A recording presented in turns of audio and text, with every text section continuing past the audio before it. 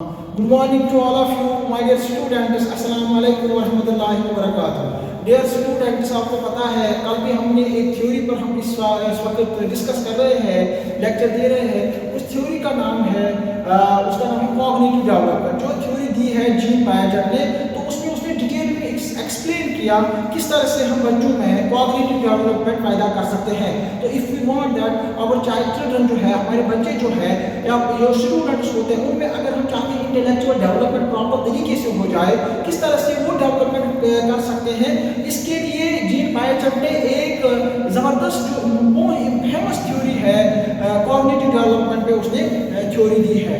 तो dear students, हमने कल के वाली जो वीडियो में हमने अपलोड किया है, हमें बोला है कि उसमें जो इसकी इंपॉर्टेंस क्यों है कि ये जो जीन पायेजर की जो थ्योरी है कॉग्निटिव डेवलपमेंट, इंटेलेक्चुअल डेवलपमेंट पे, तो उसमें जो एक तरह से उसने हाईलाइट किया है कि क्यों इंपॉर्टेंट है ये थ्योरी। उसमें स्टेप वाइज, सीरियल वाइज उसने बोला है कि किन किन मराहल से, किन किन स्टेप्स के जरिए से स्टेप बाय स्टेप हम बच्चे को कॉग्निटिव डेवलपमेंट कर सकते हैं। तो ग्रेजुअल है, स्लो है, स्टेप बाय स्टेप है, एक सीक्वेंशियल एक प्रोसेस है।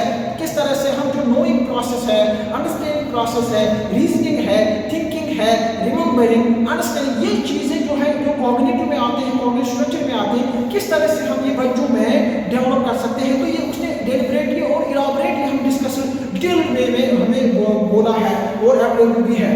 तो जब हमने बात की उसके बारे में, तो उसने जो एक कंसेप्ट दिया इसमें आपको पता ही है कि एक तो हमने डिस्कस किया कि 4 बेसिक कंपोनेंट्स इसने अपनी थ्योरी को डिस्कस किए। उसमें पहला था स्कीमा, दूसरा जो उसने मेन इंपॉर्टेंट पॉइंट बोला वो है दैट इज कॉल्ड एसिमिलेशन, फिर बोला अकोमोडेशन और लास्ट वाला बोला इक्विलिब्रेशन। तो एसिमिलेशन को, स्कीमा को उसने बोला कि cognitive structures, units of knowledge, building blocks of knowledge, तो उनको इस तरह से कि कौन कौन से वो कॉग्निटिव स्ट्रक्चर डेवलप करता है, जैसे सकिंग है, रीचिंग है, ग्रास्पिंग है, लुकिंग है। तो ये स्ट्रक्चर्स किसमें आते हैं? स्कीमा में। तो बच्चे जो पहला होता है वो इस तरह से वो डेवलप करता है। इस तरह हमने कुछ एग्जांपल्स भी दिखा आपको स्कीमा के, ग्रास्पिंग है, रीचिंग है, लुकिंग है। तो ये रीचिंग है, तो ये ऐसी चीजें हैं जो बच्चा यहाँ पर जैसे उसको बोलते हैं सकिंग करने की कोशिश करता है। ऐसी चीजें छोटी छोटी जो हम कह सकते हैं डेफिनेटली इम्पोर्टेंट क्वालिटीज होती है उस बच्चे में। फिर जब हम आगे बढ़ते हैं, तो जिस तरह से मैंने बोला आपको, ये वाला जो स्लाइड है, ये वाला जो पिक्चर, ये डिपेक्ट करता है how the child utilises involve schema in the process of cognitive development. अब जो दूसरा है वो मैंने बोला एसिमिलेशन। तो एसिमिलेशन एजुकेशन की इम्प्लीकेशन ये है कि जब हम चाहते हैं इस बच्चे में कॉग्निटिव डेवलप करे, जब वो न्यू सिचुएशन में आ जाता है, न्यू इन्फॉर्मेशन को अपने माइंड में रखना चाहता है, तो उसको जरूरी है कि प्रीवियस प्री-एग्जिस्टिंग स्कीमास को इस्तेमाल करना in order to adjust, in order to adapt to the new situations of life. तो यहाँ पर वो एसिमिलेशन का कंसेप्ट भी आ गया। तो क्योंकि अब आप जब उसको नया चीज देते हैं, पुराना जो उसके माइंड में है वो इसको यूटिलाइज करता है।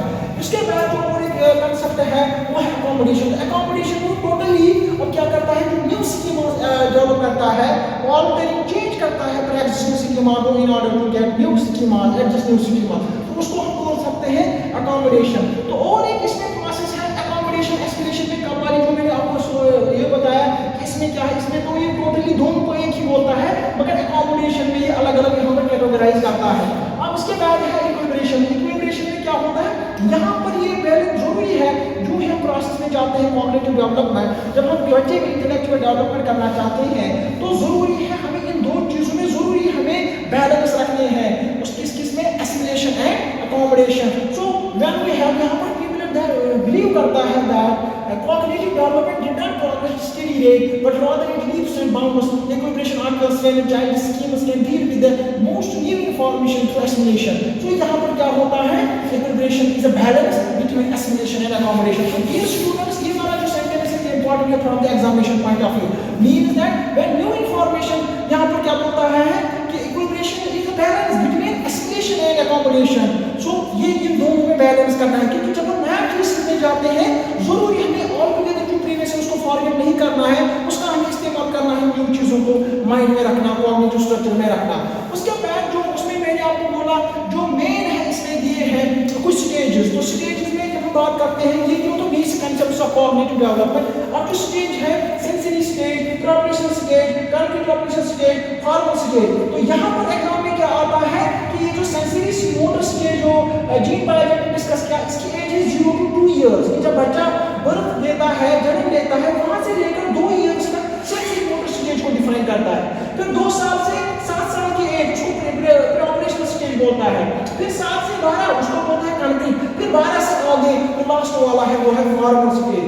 तो इसके बाद और भी इसमें पॉइंट है, जैसे हम देखते हैं जो मुझे आपको बोलना है आज की इस वीडियो में, वो है कि ये जो सेंसरी मोटर स्टेज होता है ये है जरूरी। अब देखो यहाँ पर जो छोटा बच्चा होता है, यहाँ बर्थ 2 इयर्स उसको इन्फेंसी बोलते हैं कि जब बच्चा जन्म लेता है वहां से लेकर 2 साल उसमें कौन कौन सी चेंजेस आते हैं, उसके कॉग्निटिव में कौन कौन सी चीजें आते हैं, वो किस तरह से चीजों को लेता है, समझता है, क्योंकि कॉग्निशन मींस इंटेलेक्चुअल, किस तरह से जानेगा चीजों को।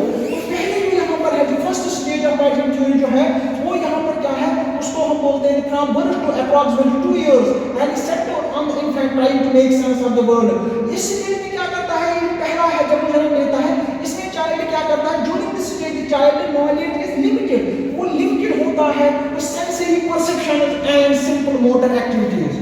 तो इंपॉर्टेंट है इसमें पहले स्टेज में सेंसरी परसेप्शन जो है वो लिमिटेड है एंड सिंपल मोटर एक्टिविटीज यहाँ से स्टार्ट करता है। तो इस पहले स्टेज में आते हैं जैसे सकिंग, ग्रास्पिंग, उन चीजों को सक करता है, जैसे हम बोल देते हैं, फिर उंगली को भी सक करेगा, ग्रास्पिंग वो किसी चीज को होल्ड करेगा, इसी तरह से रीचिंग वो कहीं पहुंचने की कोशिश करेगा ऐसे, इसी तरह से लुकिंग वो किसी तरह देखेगा कंटिन्यूअसली। तो ये आते हैं किसमें, ये आते हैं आपके पहले स्टेज में। अब ये जो पहला है सेंसरी मोटर, इसके 6 स्टेप्स है। तो पहला स्टेप मैं आपको बोलूंगा वो याद रखना है। पहले को बोलते हैं रिफ्लेक्स, जब बच्चा 0 to 1 मंथ का होता है, ये इंपॉर्टेंट है, जब बच्चा 0 to 1 मंथ का जब बच्चा होता है उसमें रिफ्लेक्सेस होते हैं, ये पहला स्टेज है। दूसरा स्टेज है जब बच्चा प्राइमरी सर्कुलर रिएक्शंस करता है, वो होता है जब 1 मंथ से 4 मंथ का, तो उसमें क्या होता है, प्राइमरी सर्कुलर रिएक्शंस होते हैं। फिर और एक स्टेज है जब बच्चा सेकेंडरी सर्कुलर रिएक्शंस करता है, 4 मंथ से 8 मंथ तक वो ये एक्टिविटी करता है। ये मैं आपको बोलूंगा, ये यहाँ से दिखाएगा कि जब बच्चा यहाँ से जब बच्चा 1 मंथ से 4 मंथ का होता है तो ये एक्टिविटीज करता है। जब बच्चा 4 मंथ से 8 मंथ तक तो ये एक्टिविटीज दिखानी शुरू करेगा from the intellectual point of view, from the cognitive point of view. तो फिर आगे हम देखेंगे जब बच्चा, फिर यहाँ पर कोऑर्डिनेशन ऑफ रिएक्शंस आ जाएगा। 8 मंथ से 12 मंथ के बाद यहाँ पर बच्चा कोऑर्डिनेशन आएगा, कोऑर्डिनेशन ऑफ रिएक्शन दिखाएगा, जो भी एक्टिविटी करेगा वो किसमें कोऑर्डिनेशन होगी। तो उसमें अब वो चीजों को समझने की कोशिश करेगा, उसमें वो बोलेगा यहाँ पर परमानेंट ऑब्जेक्ट, परमानेंस है, ऑब्जेक्ट की एग्जिस्टेंस है, वो भी हम डिस्कस करेंगे। तो और एक स्टेज है इसमें उसको बोलते हैं टर्शियरी सर्कुलर रिएक्शन, ये है 12 मंथ से 18 मंथ तक, तो ये पूरा यहाँ पर ये रिएक्शन दिखाएगा। उसके बाद जो इंपॉर्टेंट है इस वाले फर्स्ट सेंसरी मोटर स्टेज जो है 0 to 2 इयर्स, तो लास्ट जो 2 साल तक अर्ली रिप्रेजेंटेशन था, फिर इसको थॉट समझने आएंगे, अर्ली रिप्रेजेंटेशन था। 18 मंथ के बाद तो 24 मंथ 24 मंथ तक 2 साल तक, तो यहाँ पर इसको अर्ली रिप्रेजेंटेशन थॉट आएगा। तो अब क्या है इसमें जो सेंसरी मोटर जो पहला स्टेज है उसमें 6 स्टेप्स है।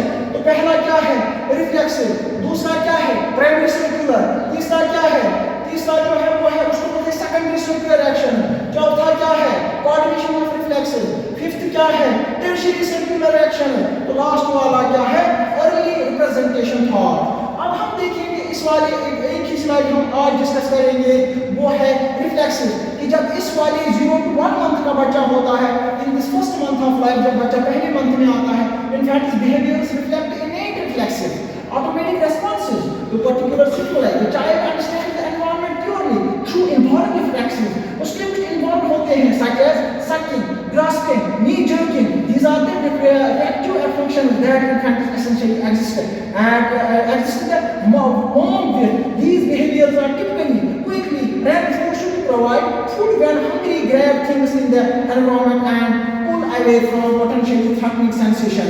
तो यहाँ पर ऐसी चीजें ये दिखाएगा, sucking, grasping, looking, reaching, key journey, तो ये है इन्वॉल्व है, तो ये चीजें इस तरह से इनको परस्यू करेगा।